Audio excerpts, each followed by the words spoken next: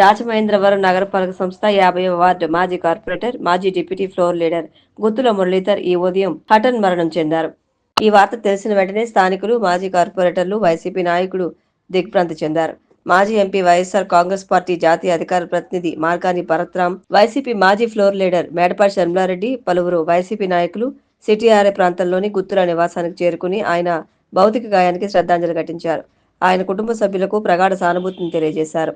టర్కీలో జరిగిన Asian open power lifting championship 2025లో రాజమహేంద్రవరం నగరపాలక సంస్థలో పారిశుధ్య విభాగంలో పనిచేసే ఆర్జీ బాలకృష్ణ ప్రతిభ కనబరిచి కాంస్య పథకాన్ని సాధించారు. అంతర్జాతీయ స్థాయిలో ప్రతిభ కనబరిచిన ఆర్జీ బాలకృష్ణను నగరపాలక సంస్థ కమిషనర్ రాహుల్ మీనా, ఆరోగ్య అధికారి డాక్టర్ వినూత్న తదితరులు అభినందించి సత్కరించారు. డ్రైన్లలో సిల్ట్ తీసే పనిచేసే బాలకృష్ణ 74 కేజీల విభాగం స్క్వాడ్లో కాంస్య పథకాన్ని సాధించారు. నగరపాలక సంస్థ ఉద్యోగి అంతర్జాతీయ స్థాయిలో పతాకాన్ని సాధించడం పట్ల కమిషనర్ హర్షం వ్యక్తం చేశారు. బాలకృష్ణ విజయం రాజమహేంద్రవరంతో పాటు రాష్ట్రానికి, అటు దేశానికి ఇది గర్వకారణమన్నారు. రానున్న రోజుల్లో బాలకృష్ణ మరిన్ని ప్రపంచ పోటీల్లో పాల్గొని విజయవంతంగా ముందుకు సాగాలని ఆకాంక్షించారు. రాజమహేంద్రవరంలో పనిచేసే అంగన్వాడీ టీచర్లకు సిటీ ఎమ్మెల్యే ఆదిరెడ్డి వాసు 1655 జీ స్మార్ట్ ఫోన్లు అందజేశారు. స్థానిక రుడా కార్యాలయంలో జరిగిన ఈ కార్యక్రమంలో ఆయన మాట్లాడుతూ కూటమి ప్రభుత్వం వచ్చిన తర్వాత అంగన్వాడీల అవసరాలను దాదాపుగా నెరవేరుస్తున్నామని, గత ప్రభుత్వంలో 50 రోజులు రోడ్డు ఎక్కి ధర్నాలు చేసినా పట్టించుకోలేదని ఆయన అన్నారు. పిల్లలకు చదువుతో పాటు ఆటపాటలు, ఆరోగ్యం, శుభ్రతను కూడా నేర్పించాల్సిన బాధ్యత టీచర్లదేనని, ఈ విషయాలన్నీ కూడా దృష్టిలో పెట్టుకుని మంచి చేస్తున్న చంద్రన్న ప్రభుత్వానికి సహకరించాలని కోరారు.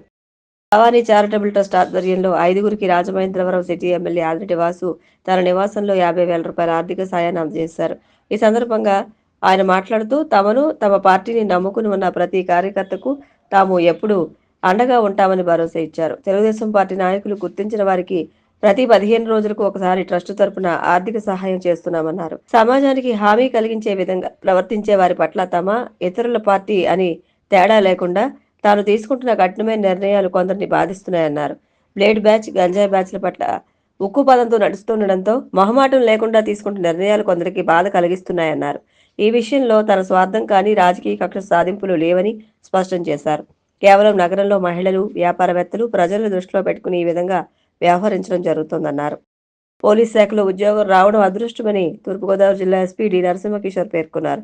డీటీసీలో తూర్పుగోదావరి జిల్లా నుండి ఎంపికైన 83 మంది స్టైపెండరీ క్యాడెట్ ట్రైనీ పోలీస్ కానిస్టేబుల్ను ఉద్దేశించి ఎస్పీ మాట్లాడారు. విధి నిర్వహణలో అంకితభావం, క్రమశిక్షణతో మెరగాలని సూచించారు. శిక్షణ అనంతరం ప్రజలకు మెరుగైన సేవలు అందించి పోలీస్ శాఖపై గౌరవం మరింత పెంచాలని, వారికి కేటాయించిన శిక్షణా కేంద్రాల్లో శిక్షణను ఎటువంటి ఆటంకాలు లేకుండా విజయవంతంగా పూర్తి చేసుకుని తిరిగి జిల్లాకు చేరుకోవాలని సూచించారు.